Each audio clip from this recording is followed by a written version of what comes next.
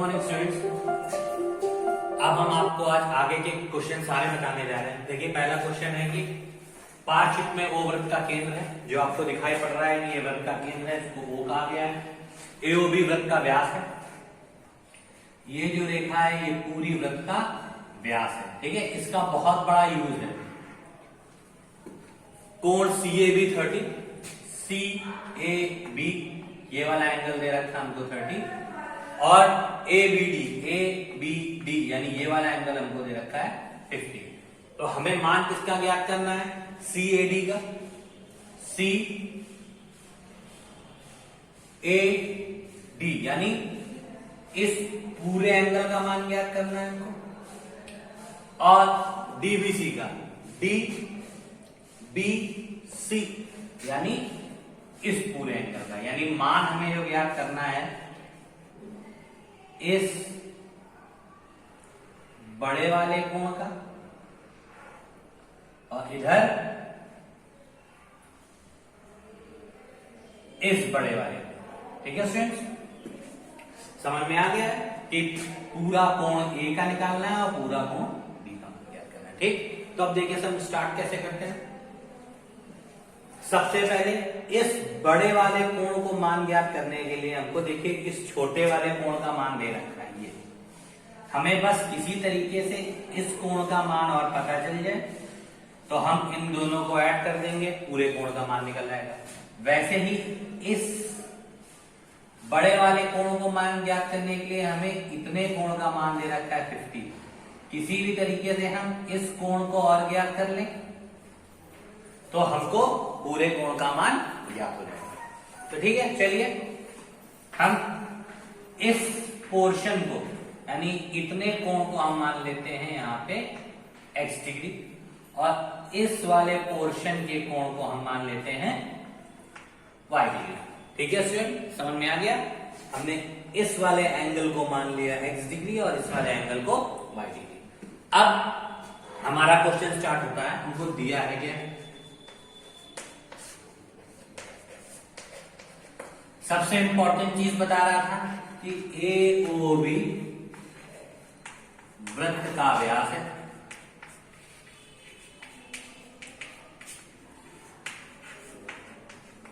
सबसे इंपॉर्टेंट चीज मेरी ये थी। दूसरा, कोण CAB 30 डिग्री एंड कोण ABD 50 डिग्री, ये दो कोण के मान हमको दे रखे। तो हम सबसे पहले इसका यूज करके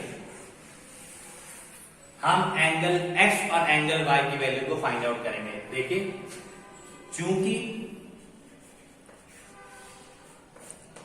AOB वृत्त का व्यास है, अतः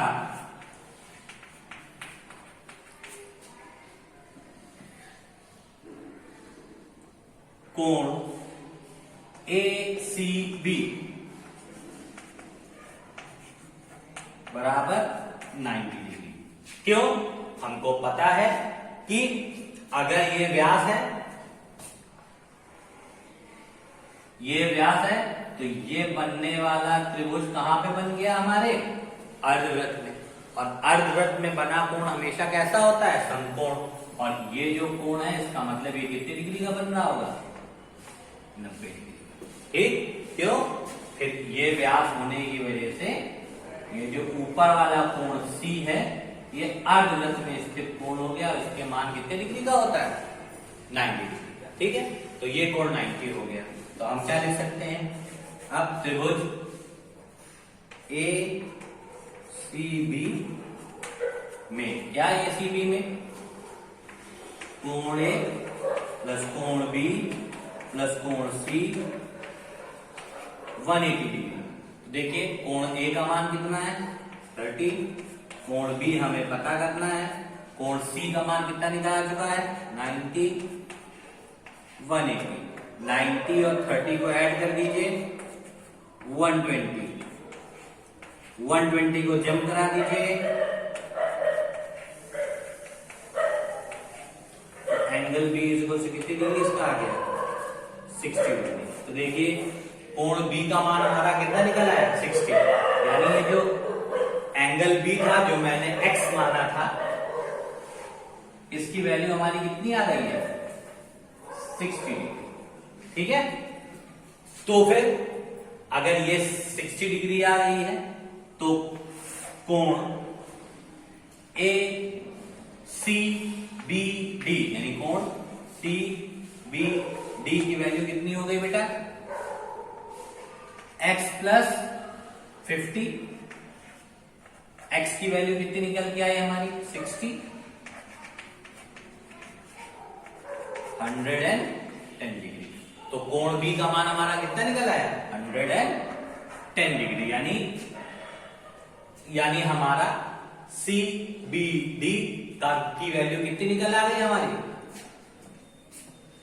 इस कोण की वैल्यू कितनी निकल आई हमारी 110। देखिए सी इधर है पर हमारे में सी इधर लिखा हुआ है, डी उधर है, तो इधर उधर से मतलब नहीं होता, हमें केवल इस बीच वाले कोण से मतलब होता है। ये हमारा एंगल को रिप्रेजेंट करता है, इसीलिए हम इस पे भी बीच वाले को लेंगे। सी और डी इधर उधर हो सकते हैं, ये नहीं हो सकता कि सी गायब हो जाए, सी की जगह पे यहां ए आ जाए तो गलत। सी और डी की पोजीशन आपस में इधर उधर हो सकती है पर सी और डी होने जरूर चाहिए, और बीच वाले कोण से हमारा मतलब होता है, इसीलिए हम बीच वाले कोण को ही ध्यान रखते हैं कि इसमें कितनी डिग्री का निकालना है। ये हमारा 110 आ गया। इसी प्रकार अगर हम नीचे वाले त्रिभुज की बात करें, लिख देंगे इसी प्रकार हमारा कोण ए डी बी, ये भी कितने डिग्री इसका होगा 90। क्यों होगा, क्योंकि ये व्यास होने की वजह से नीचे वाला भी जो कोण डी है ये कहां स्थित कोण हो गया अर्धवृत्त में, और अर्धवृत्त में स्थित कोण हमेशा कैसा होता है समकोण यानी 90। अब देखिए हम ट्रायंगल की प्रॉपर्टी लगा दें, लिख देंगे त्रिभुज A D A B, D में क्या angle A plus angle B plus angle D is equal to कितने डिग्री 180। एंगल ए की वैल्यू मैंने देखी क्या लेट करी है छोटी वाली y, तो एंगल ए की जगह पे हमने y डिग्री लिख दिया। एंगल बी की जगह मैंने 50 लिखा, एंगल डी हमारा 90 है तो 90 लिख दिया 180। देखिए इस वाले क्वेश्चन में आप बोलेंगे सर आपने x नहीं लिखा था, तो आप चाहें तो एंगल बी की जगह यहाँ पे x लिखते जा सकते हैं, और नहीं भी लिखेंगे तो भी कोई फर्क नहीं पड़ता, अगर लिख देंगे तो भी कोई फर्क नहीं पड़ता है। y प्लस 9 5 14 140 180 जम करा लीजिए, 180 माइनस 140, तो y की वैल्यू कितनी आ गई बेटा 40 डिग्री। ये देखिए y का मान हमारा कितना निकल आया 40 डिग्री, यानी इस y की वैल्यू कितनी आ गई 40 डिग्री। अब जब y 40 आ गया तो angle A C A D की वैल्यू क्या हो गई, इतनी तो 30 दे ही रखी थी, प्लस मेरा एंगल था y, तो हम यहां पे 30 प्लस 40 70, ये हमारा क्या हो गया स्टूडेंट्स आंसर हो गया। एक मिनट से मैं देख लेता हूं ये पूरा सम आपके उसमें आया है कि नहीं, कुछ छूट तो नहीं गया, नहीं स्टूडेंट्स पूरा आया है। तो इसकी वैल्यू कितनी आ गई 70 डिग्री। तो आपने देखा मैंने अर्धवृत्त में स्थित कोण की थ्योरम लगा के इस पूरे सम्स को सॉल्व किया है। इसका बेसिक फंडा यही होता है कि हमको पता होना चाहिए ये अगर वृत्त का व्यास कह रहा है तो ऊपर वाला जो कोण C और कोण D ये दोनों कोण अर्धवृत्त में स्थित हो जाते हैं और इनका मान 90 डिग्री होता है। ये 90 ये 30, एंगल की प्रॉपर्टी लगा के x की वैल्यू निकाल ली, ये 90 ये 50, एंगल की प्रॉपर्टी लगा के ट्राइंगल की प्रॉपर्टी लगा के y की वैल्यू निकाल ली। जब दोनों में ट्राइंगल की प्रॉपर्टी यूज कर दी तो पूरा एंगल निकालना था, ये 30 था, y का मान आने के बाद इसको ऐड कर दिया, ये 50 था, x का मान आने के बाद इसको ऐड कर दिया और ये आंसर मैंने फाइंड आउट कर लिया। आप इसको फेयर कॉपी में नोट करिए, इंपॉर्टेंट सम है, करते करते आप लोग सीख जाएंगे। अब मैं दूसरा सम इसी टाइप का बताने जा रहा हूं।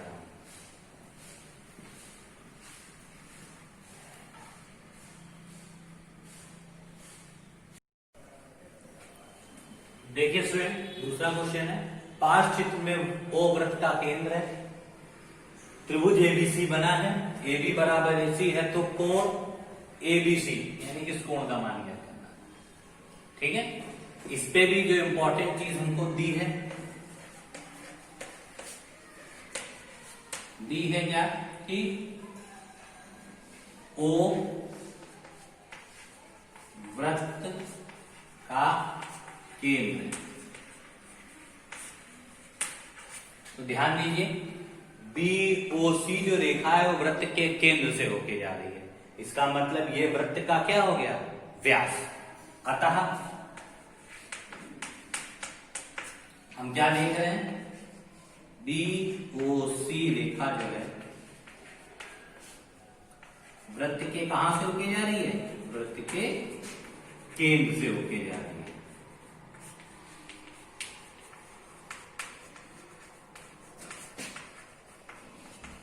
इसको हम लोग क्या बोलते हैं बच्चों, अगर कोई रेखा वृत्त के एक भाग से दूसरे भाग को स्पर्श करे और वृत्त के केंद्र से होकर जाए तो उसे हम बोलते हैं व्यास।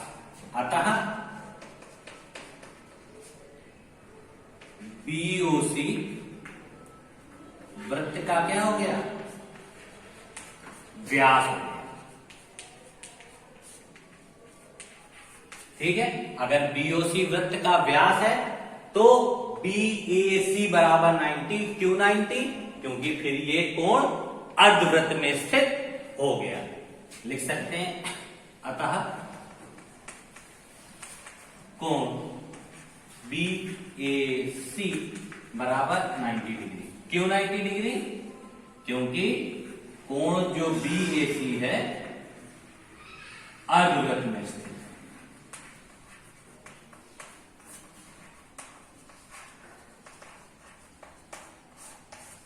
ये किसमें स्थित है, अर्धवृत्त में स्थित है। अर्धवृत्त में स्थित होने की वजह से अर्धवृत्त में बना कोण समकोण होता है। ठीक है, अर्धवृत्त में स्थित हो गया तो इस कोण की वैल्यू हमको पता चल गई कितनी डिग्री है, 90।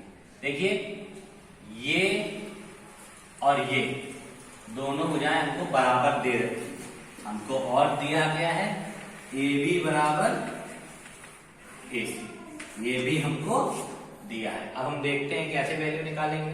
देखिए, ये और ये भुजा बराबर है, अतः ये कोण अगर x होगा तो ये भी कोण कितने डिग्री का हो जाएगा, x।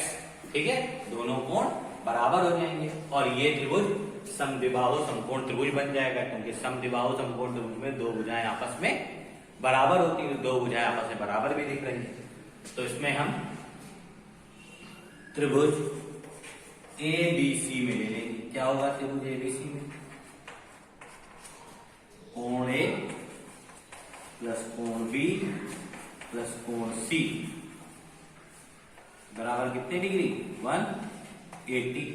कोण A की वैल्यू क्या है, 90, अर्धवृत्त में स्थित है। कोण B x है और ये भी x है। जम करा दीजिए, 180 माइनस 90, देखिए x और x 2x हो गया था, 2x इज इक्वल्स टू 90।